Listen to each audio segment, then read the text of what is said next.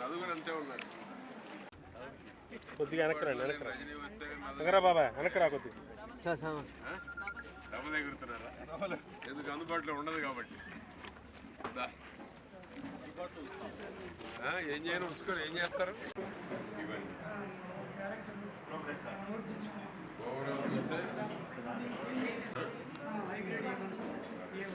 A1 high grade,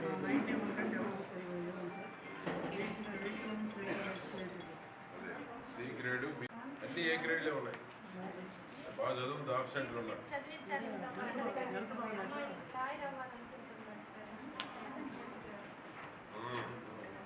ఏమవ్వాలనుకుంటున్నారు?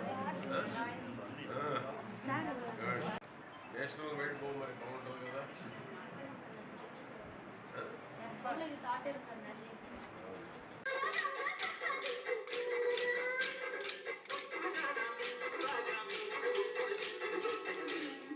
రాజా రమేష్ గారు జనసేన నుంచి గౌరవనీయులు, ఎంపీపీ గౌరవనీయులు శంకర్రావు గారు, స్కూల్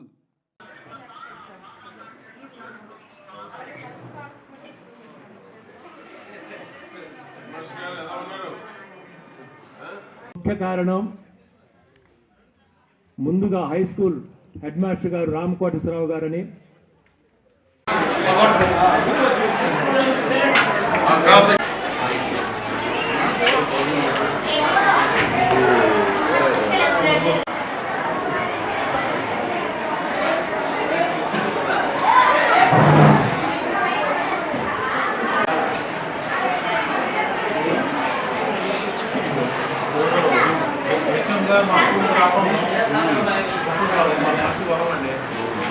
పోయినసారి 50 మంది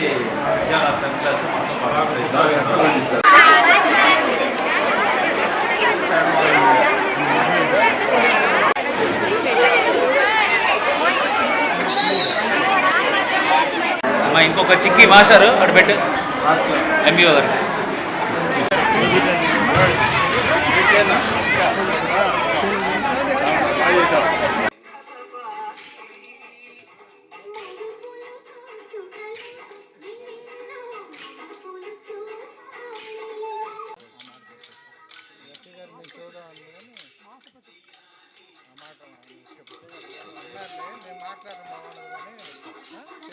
మిత్రులు అందరికీ నమస్కారాలు. ఈరోజు ఇది గిన్నెస్ బుక్లో ఎక్కబోతూ ఉంది. ఈ దేశంలో ఏ రాష్ట్రంలో జరగనటువంటిది.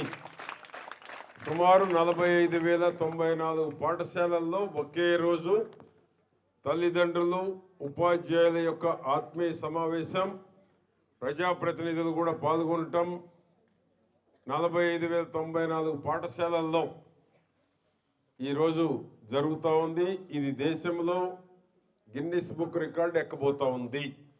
అది మన ముఖ్యమంత్రి గారి యొక్క గొప్పతనం, అవునా కదా? చంద్రబాబు నాయుడు గారి యొక్క గొప్పతనం. మీకు ఒక మంచి భవిష్యత్తు ఉండాలని ప్రతి క్షణం తప్పించేటువంటి ముఖ్యమంత్రి చంద్రబాబు గారు. ఆయన కష్టం అంతా కూడా మీకు ఒక మంచి భవిష్యత్తు ఉండాలి, చెడు వ్యసనాలకు బానిసలు కాకుండా ఉండాలి, మంచి క్రమశిక్షణతో ఉన్నటువంటి వారినిగా తీర్చిదిద్దాలి. ఈ దేశంలో తెలుగువారు ఎక్కడున్నా నెంబర్ 1లో ఉండాలి, అది ఆంధ్రప్రదేశ్ వారికే ఉండాలని అటువంటి కలలుగానేటువంటి ముఖ్యమంత్రి ఉండటం ఈ రాష్ట్రానికి ఒక అదృష్టం. మీ తల్లిదండ్రులు ఏ విధంగానైతే కష్టపడి తినకనో ఆర్థిక ఇబ్బందులు ఉన్నా మిమ్మల్ని చదివిస్తే కష్టాలు పోతాయని చదివిస్తున్నారు. ఏమో అవునా కదా? ఎందుకంటే మీరు చదివి మీరు ప్రయోజకులైతే ఎస్పీఓ, కలెక్టరో, ఇంజనీరో, సాఫ్ట్వేర్ ఉద్యోగమో ఉన్నత స్థానాల్లో స్థిరపడితే వాళ్ళ కష్టాలు పోతాయని మిమ్మల్ని చదివిస్తూ ఉన్నారు ఒక భవిష్యత్తు కోసం. ఏమో అంతేనా? తల్లిదండ్రులు చెప్పండి, ఇది నిజము అన్నవాళ్ళు చెయ్యొద్దండి. ఎంతమంది ఉన్నారో మీరు? మా కష్టాలు పోతాయనే చదివిస్తున్నాము, అవునా? కాబట్టి మీరు ఎంత కష్టపడి చదువుకుంటే అంత ఉన్నత స్థానాలకు మీరు ఎదిగేటువంటి అవకాశం. ఈరోజు ఆడపిల్లలు అన్నిట్లో ముందున్నారు. వాళ్ళు బ్రహ్మాండంగా చేశారు. పీఈటీ బాగా ట్రైనింగ్ ఇచ్చింది. వాళ్ళ చేసేటప్పుడు వాళ్ళ కాన్సన్ట్రేషన్ మీకు రాలా, వాళ్ళు కళ్ళు ఆర్పకుండా చూశారు. నేను అబ్జర్వ్ చేస్తున్నాను, అదే మా డిఈఓ గారికి చెప్తున్నా, వాళ్ళల్లో చూడు ఎంత కాన్సన్ట్రేషన్గా వాళ్ళు ప్లే చేస్తూ ఉంటే చూశారో, మీలో అంత కాన్సన్ట్రేషన్ రాలా. ఒప్పుకుంటారా? అంటే వాళ్ళల్లో ఆడపిల్లలు చేస్తున్నారు కాబట్టి వాళ్ళకి ఆ పట్టుదల. మళ్ళీ మీరు బాయ్స్ చేస్తే మీలో వస్తుంది, ఎందుకంటే ఆడపిల్లలు చేస్తున్నారు కాబట్టి ఆడపిల్లల్లో కాన్సన్ట్రేషన్ వచ్చింది. అదే బాయ్స్ చేస్తే మీలో ఆ కాన్సన్ట్రేషన్ మీకు వస్తుంది. ఆ విధంగా ఈరోజు ఈ స్కూల్కు 5 స్టార్ రేటింగ్ రావాలి, 3 స్టార్ రేటింగ్ వచ్చింది. 5 స్టార్ రేటింగ్ రావాలంటే గ్రామస్తుల సహకారం కూడా ఉండాలి. అన్ని గవర్నమెంట్ మీద ఆధారపడితే కుదరదు, ఎందుకంటే మన రాష్ట్రం అప్పుల్లో ముంచిపోయారు. రాజకీయాలు మాట్లాడకూడదు ఇప్పుడు. రాష్ట్రాన్ని అప్పుల్లో ముంచిపోయారు కాబట్టి అన్ని ప్రభుత్వం మీదనే ఆధారపడకుండా గ్రామస్తుల్లో ఆర్థికంగా స్థిరపడినటువంటి వారు కూడా సహకారం అందించాలి. ఇప్పటికే మస్తానయ్య గారు లాంటి వాళ్ళు, గుంటు వాళ్ళు, చాలామంది దాతలు ఉన్నారు ఇక్కడ. హెడ్ మాస్టర్లు ఉపాధ్యాయులు కూడా ప్రోత్సహించాలి, ఫంక్షన్లు పెట్టాలి, వాళ్ళని సన్మానించాలి, వాళ్ళు చేసిన దానికి గౌరవించాలి, వాళ్ళకు కూడా పేరు ప్రతిష్ట వచ్చేటువంటి విధంగా కార్యక్రమాలు కూడా చేయాలి. అది చేసినప్పుడు ఆ మోటివేషన్ ఉన్నప్పుడు ఆర్థికంగా స్థిరపడినటువంటి దాతలు ముందుకు వచ్చేటువంటి అవకాశం ఉంది. కాబట్టి ఈరోజు అన్నిటికీ మించి ఉపాధ్యాయులు ఎంత బాగా మీకు ఈ వయసులోనే నేర్పాలి. బిలో 10th మీరు వాళ్ళు ఎంత ఫౌండేషన్ మీకు బలంగా వేస్తారో అది రాబోయే 100 ఏళ్లకు ఒక పునాది. 10th లోపల వచ్చినటువంటిది ఎవరు మర్చిపోరు. 10th తర్వాత నేర్చుకోవడం కష్టంగా ఉంటుంది. కాబట్టి సెల్ ఫోన్లకు సమయం కేటాయించకుండా ఎప్పుడో కాసేపు. సెల్ ఫోన్ ఎంత మంచిగా అడ్వాంటేజ్ ఉందో దానికి డబల్ డిసడ్వాంటేజ్ కూడా ఉంది. చెడు వ్యసనాలు, దురాలోచనలు, మైండ్ డిస్టర్బ్ చేయటం, మంచి లక్షణాలు ఉన్నవాళ్ళు కూడా చెడు లక్షణాలకు అలవాటు పడటం, వ్యసనాలకు బానిసలు అవటం ఈరోజు చాలా వస్తున్నాయి. స్కూల్స్లో కూడా గంజాయి ఒకటి, డ్రగ్స్ ఒకటి, చాక్లెట్లో పెట్టి కూడా గంజాయి, చాక్లెట్లో పెట్టి డ్రగ్స్, రకరకాలైనటువంటి దురాలోచనలు, సెల్ ఫోన్లో వచ్చే అశ్లీలం, సెల్ ఫోన్లో వచ్చేటువంటి అసాంఘిక మీడియా, ఇవన్నీ కూడా మీ ఆలోచనల్ని చెడు మార్గంలో పయనించేటువంటి అవకాశాలు ఉన్నాయి. టెక్నాలజీ ఒక రకంగా మంచిదైతే ఒక రకంగా భవిష్యత్తుని డ్యామేజ్ చేసేటువంటి టెక్నాలజీ కూడా వచ్చింది. మంచి ఎంత ఉందో చెడు దానికి రెట్టింపు ఉంది. మంచిని ఉపయోగించాలి, చెడును వదిలేయాలి మనం. ఆ విధంగా మీకు టీచర్స్లో కూడా ఇంకొద్ది కమిట్మెంట్ పెరగాలి. మంచి ఇంగ్లీష్ మీకు 10th లోపల నేర్చుకుంటే చూడండి, ఇప్పుడు 2-3 తరగతుల్లో కాన్వెంట్లో పోయిన వాళ్ళకి మంచి ఇంగ్లీష్ వస్తూ ఉంది. ఇప్పుడు ప్రభుత్వ పాఠశాలలో కూడా వస్తుంది. ప్రభుత్వ పాఠశాలల్లో కూడా ఇంగ్లీష్ని ప్రోత్సహిస్తున్నారు. ఇంగ్లీష్ బాగా వస్తుంది. 10th లోపల ఇంగ్లీష్ బాగా వచ్చినట్లయితేనే మీకు మంచి భవిష్యత్తు. మీరు ఎంత చదువుకున్నా, డిగ్రీలు ఉన్నా, ఇంగ్లీష్ ఫ్లో లేకపోతే, ఫ్లూయెంట్ ఇంగ్లీష్ లేకపోతే మీకు ఉద్యోగాలు రావటం కష్టం, ఉన్నత స్థానాలకు ఎదగటం కష్టం. కాబట్టి ఫ్లూయెంట్ ఇంగ్లీష్ రావాలి. మీ కాన్సన్ట్రేషన్ ఇంగ్లీష్ మీద పెట్టండి.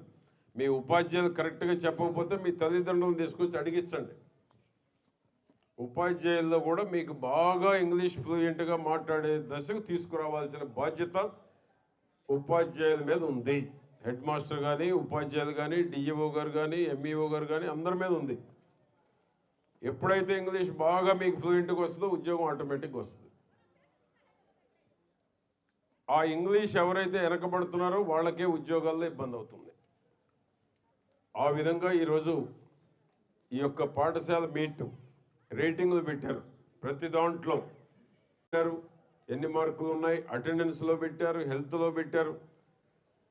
5 స్టార్ రేటింగ్ స్కూల్కి ఏ విధంగా పెట్టారో మీకు కూడా ప్రోగ్రెస్ రిపోర్ట్ ఎప్పటికప్పుడు పోటీతత్వాన్ని పెంచుతున్నారు. టెక్నాలజీ పెరుగుతూ ఉంది. టెక్నాలజీ పెరిగే కొద్దీ మీరు కూడా షార్ప్ అయిపోతూ ఉన్నారు. 5-6 ఏళ్ల పిల్లలు ఈరోజు సెల్ ఫోన్, కంప్యూటర్ ఆపరేట్ చేసే పరిస్థితి వచ్చిందా రాలేదమ్మా? వచ్చిందా? మీలో ఎంతమందికి వచ్చు సెల్ ఫోన్ బాగా ఆపరేట్ చేయటం? చేతులు ఎత్తండి, ఎంతమంది వచ్చా? ఎందుకంటే నువ్వు భయం పెట్టావు కాబట్టి. అదిగో వీళ్ళు బాగా ఎత్తేస్తున్నారు. అది ఎందుకంటే ఈరోజు 4-5 ఏళ్ల పిల్లలు కూడా సెల్ ఫోన్ పెట్టుకొని సెల్ ఫోన్లో గేమ్స్ ఆడుతూ ఉన్నారు. అది గేమ్స్ వరకే పరిమితం కావాలి, మళ్ళీ అన్నీ చూడకూడదు ఆ సెల్ ఫోన్లో కూడా. అవునా కదా? కాబట్టి పెరుగుతున్న టెక్నాలజీ, పెరుగుతున్నటువంటి సమాజానికి పెను ప్రమాదం. టెక్నాలజీలో ఉపయోగిస్తే మన భవిష్యత్తు ఉంటుంది. ఆ విధంగా ఈరోజు పేరెంట్స్ కూడా వారికి ఉన్నటువంటి, మీ టీచర్ ఏ విధంగా ఉన్నారో మీ పిల్లల్ని అడగండి. ఇంతకు మా డిఈఓ గారు చెప్పారు, గేట్ దాకా వదిలిపెట్టారు, తర్వాత బయటికి పోయారు. అటెండెన్స్ కూడా చూసుకోవాలి మీరు. అటెండెన్స్ చూడాలి, ప్రోగ్రెస్ చూడాలి, వాళ్ళల్లో ఎంత మేరకు వాళ్ళు మెచ్యూరిటీ పెరుగుతుందో కూడా చూడాలి. చదువుతో పాటు సంస్కారం ఉండాలి. చదువు ఒక్కటే కాదు, సంస్కారం కూడా నేర్చుకోవాలి.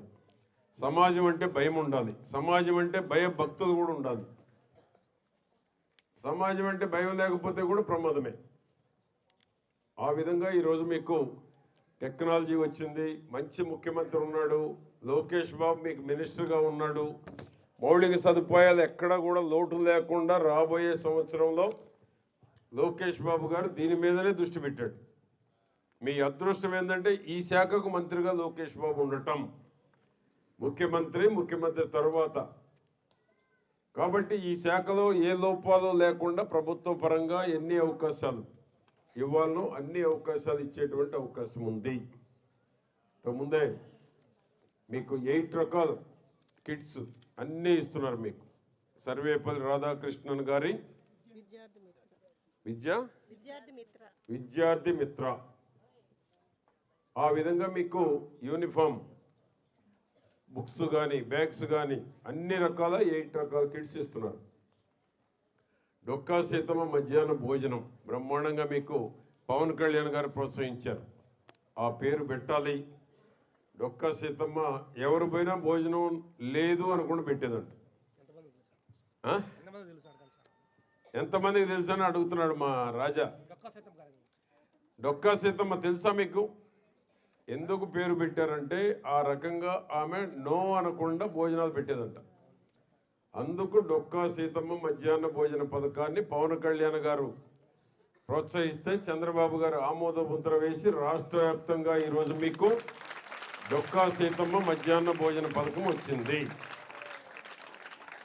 ఎన్టీఆర్ అన్న పేరు మీద ఏ విధంగా పేదలకు క్యాంటీన్లు పెట్టామో మన పేటలో 3 పెట్టాం. తెలుసా మీకు? అన్న క్యాంటీన్ ఎన్టీఆర్ పేరు మీద. అట్లనే మీకు మధ్యాహ్న భోజనం డొక్కా సీతమ్మ మధ్యాహ్న భోజనం. ఆ విధంగా ఈ స్కూల్కు దాతలు కూడా చూడండి మీరు. పోసల సుబ్బయ్య అండ్ గుంటు వెంకటప్పయ్య జిల్లా పరిషత్ హై స్కూల్. తెలుసా మీకు ఈ పేర్లు? ఆ రోజుల్లో వాళ్ళు ఇక్కడ ల్యాండ్ స్పాన్సర్ చేయబట్టి ఈరోజు ఇక్కడ మీరందరూ చదువుకోగలుగుతున్నారు. అదే వాళ్ళు చేయకపోతే మీరు ఇంకొక ఊరు పోవాల్సి వచ్చేది. ఆ విధంగా ఆ దాతలను కూడా అభినందిస్తూ ఈ కాంపౌండ్, రూమ్స్ అన్ని చంద్రబాబు గారి సమయంలో మనమే తీసుకొచ్చాం. ఈ నియోజకవర్గంలో ఏది చేసినా నేనే చేశాను. మరొకరికి ఎవరు ఏం చేయదా, వచ్చారు పోయారు. 4,500 కోట్లు నేను వచ్చిన దగ్గర నుంచి ఈ నియోజకవర్గంలో అభివృద్ధి చేయటం జరిగింది. ఈ బైపాస్ ఒక్కటే 1000 కోట్లు. నిన్ననే ట్రైల్ వదిలారు. ప్రధానమంత్రి గారు చంద్రబాబు గారి నాయుడు చేతుల మీదుగాను ప్రారంభిస్తాం అధికారికంగా. ఈ బైపాస్ వచ్చినందువలన ఎంత సౌకర్యం వచ్చింది చూసారా? బైపాస్ దేశంలోనే అధునాతనమైనటువంటి లేటెస్ట్ టెక్నాలజీ ఈ బైపాస్కే ఉపయోగించారు. పిల్లలను తీసుకెళ్ళి మొక్కలు నాటాడని చెప్తున్నాడు ఇప్పుడే మా వెంకటేశ్వర గారు. దేశంలోకే లేటెస్ట్ మొత్తం ఇక్కడే స్టార్ట్ చేశారు. 16.5 కిలోమీటర్ ఈ బైపాస్ నేను ఎంతో కష్టపడి తీసుకొచ్చాను. ఎంతో కష్టపడితే నేను వచ్చింది ఈ బైపాస్.